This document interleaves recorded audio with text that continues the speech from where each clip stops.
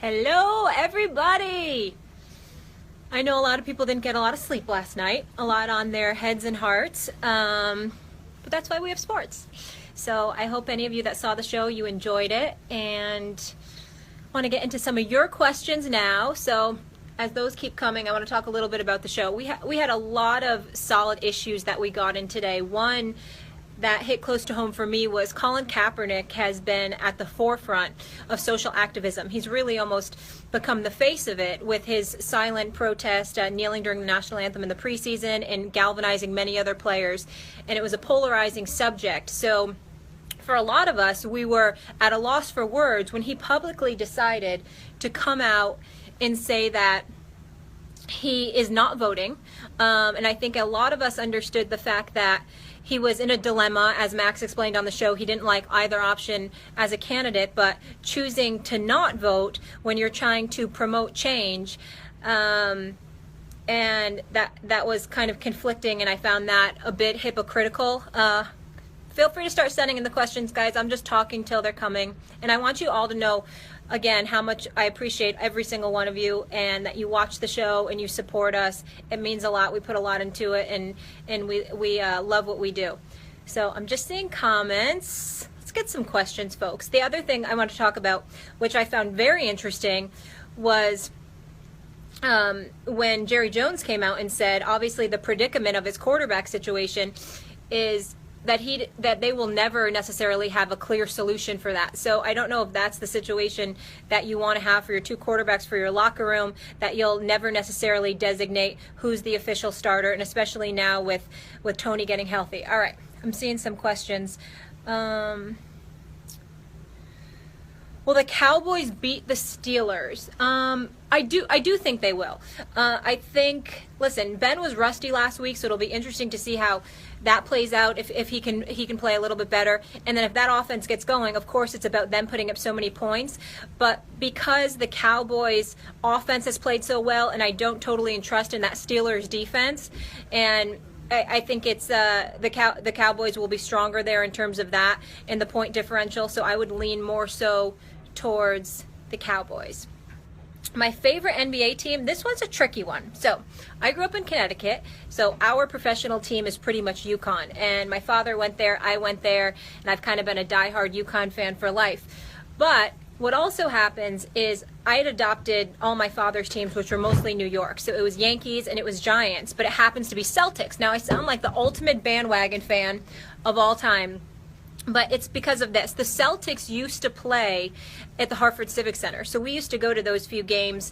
They would come like 4 times a year. So it's truly the Celtics, but I have to be honest, I would never switch from the Yankees or the Giants or the Huskies. But when Doc Rivers left and that whole team got dismantled, like KG and Rondo and Paul Pierce and Ray Allen, and like half of them went to the Nets, it was a little difficult for me to root to the Celtics. So I'm not as diehard. I kind of just root for college players from UConn in the NBA. Who starts against Pittsburgh, Romo or Dak? I think Dak keeps starting until he has some type of issue, and then they bring Tony Romo in.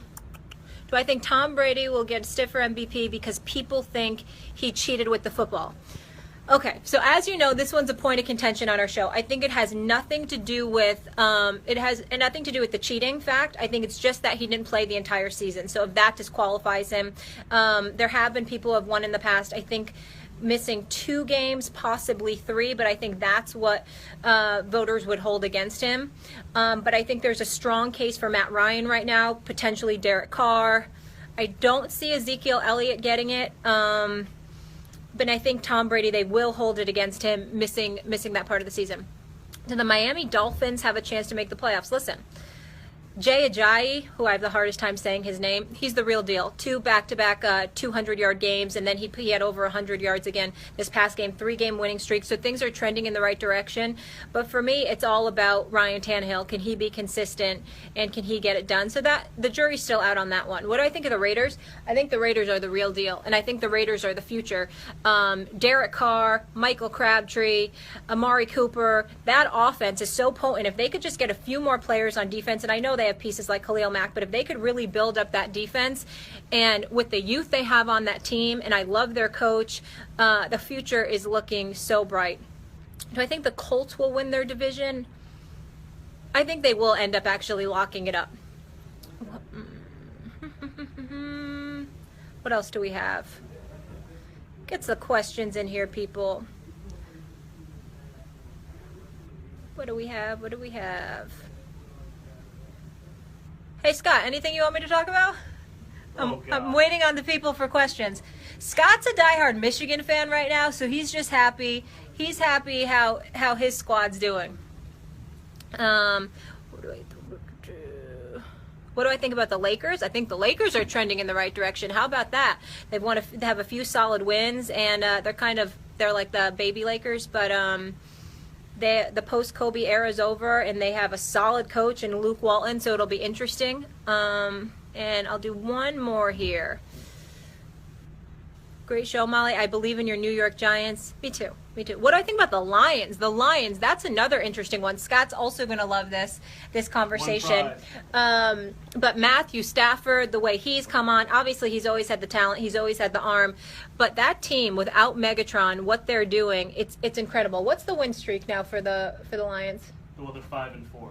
5-4, and it's hard to believe, if I have the division right off the top of my head, it's Vikings, Lions, Packers. Can you believe it? Packers fans, where are you?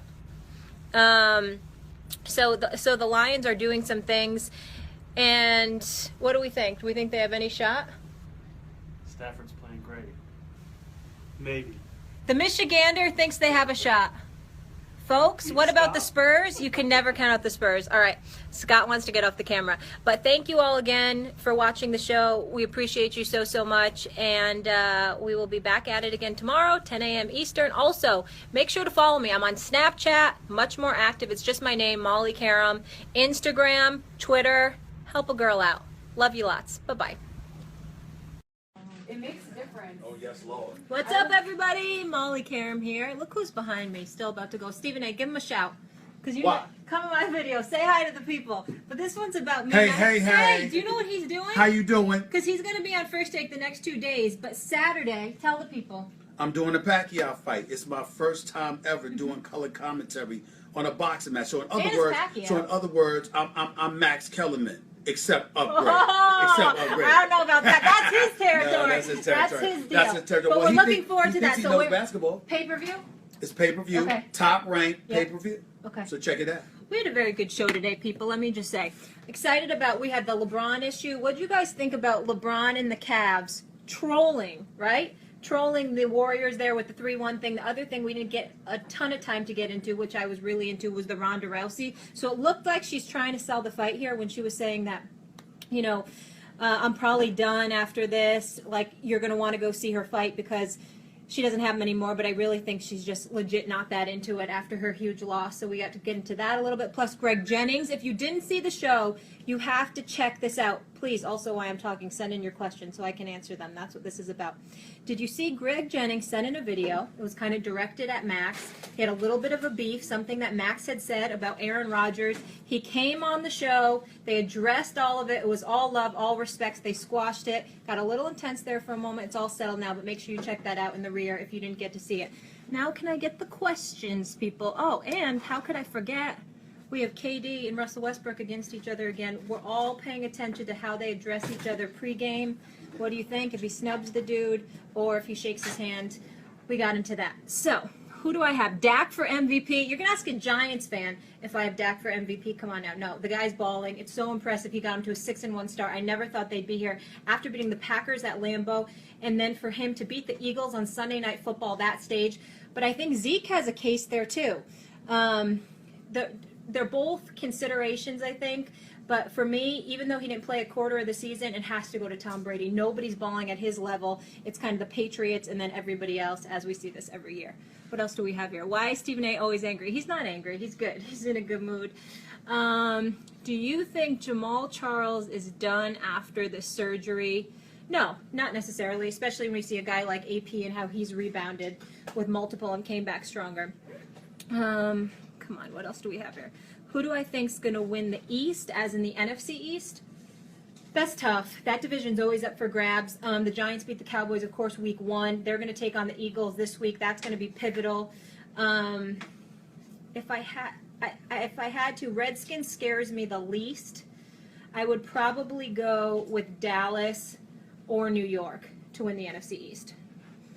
Derek Carr is the MVP. You know what? Derek Carr is legit, and that whole Raiders team, silver and black, they're definitely on the come up, and I don't think a lot of people realize they're actually, I think, 4th in the AFC, and they're tied for 1st in the AFC West with the Broncos. Nobody would have thought that. And we just talked about today, which I think is a really interesting conversation if you guys saw, who are the 2 best receivers in the NFL, and we were discussing Michael Crabtree or, of course, Amari Cooper, and then you put them against a guy like Odell Beckham and Sterling Shepard, and then obviously having Victor Cruz there in the slot. So you can make an argument for either, but the Raiders, they're the real deal, and I think Derek Carr definitely has a shot at MVP. Tough to beat Brady. It'll be interesting how they treat it because, again, he was suspended for technically cheating, and he did miss a quarter of the season.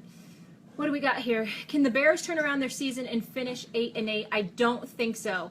Those division teams always beat up on each other. It was a nice performance by Jay Cutler. I appreciate he had the heartfelt speech early. The Lisa Salters interview after, we saw the passion that we usually don't see from him. Turn things around. Love that his wife, I need to move this up here for you people. Love that his wife was a little fired up with like, can everybody shut up now? But I just think it's one of those division games, and it looked like such an impressive win because it was against the Vikings. But I think it was more so just once they're playing each other all the time and they're kind of used to each other in that sense. What else do we have? Will we do a show from Norfolk State? I don't think that is going to happen anytime soon. I apologize, but, you know, budget issues, people. Do I think the Lakers can win the chip? No dice. Not this year. Sorry, folks. Will the Browns win one game this year? Yes, they will win. They will win one game, and they just got Jamie Collins, of course, from the Patriots, and he'll be a difference maker on that defense. So they do have some talent. It's just not quite there, but I do think someone's going to fall to them. They won't stay winless. What else do we have? Dallas will be one and done in the playoffs. Eagles defense is legit. We'll see. We'll see how it all plays out. And as how it stands now in the polls are, the Patriots are #1, the Cowboys are #2. So I'll give them their credit for now. We'll see how that shakes out. And again, as I mentioned earlier, when we see the Giants-Eagles game, that'll be very telling. Who am I putting my faith behind? What New York team am I putting my faith behind to get a championship first? That's a great question. Yankees, Giants. Can I go anywhere? Yankees, Giants, Knicks, Nets, technically, yeah. Mets. What do you? Rangers. Mets, Rangers. That's tough. That's tough. Right now, I'm going to have to go with the New York Football Giants, baby. Do I think Dak is a bad man? I do. I do, and it scares me that Dallas has found their future. What should the Colts do about their defense? This has always been their Achilles heel. They never have a defense. They've struggled finding a running game and the protection and O-line for Andrew Luck. There's a lot of issues there, and I think it happens from the top down. I don't think it's necessarily the coaching, but they haven't drafted well, and where they've put their chips just hasn't paid off. So they need to get a lot of key pieces, I think, on the defensive side of the ball, shore up that O-line, and get someone that can pound the rock for them to do anything. Because Andrew Luck can't be taking all these licks, and he can't be having to throw this much. All right, ladies and gentlemen, this is about to be the last one. Give me something good. Tom Brady's the GOAT, and the Patriots will win the Super Bowl every year. If the opponent knows karate. All right, we'll leave it there. Thank you guys so much for watching First Take. We're on every day, 10 a.m. Eastern, 7 a.m. Pacific. We appreciate all of you. You can also check out the re-air 1 to 3, and we'll be doing these Facebook Lives Mondays with Stephen A., Wednesdays, myself, send in questions so I can make sure to answer them, and then tomorrow we'll get it done with Max. So also, we want you guys to check out, we have a Veterans Day special that's going to be coming up, and we also have an Election Day special. That one you have to see. Max and Stephen A. will be channeling their inner the Donald and Hillary, so it'll be a lot of fun. We appreciate all of you, and we will talk soon. Bye-bye. How do I shut you off? Here we go. Finish. See you.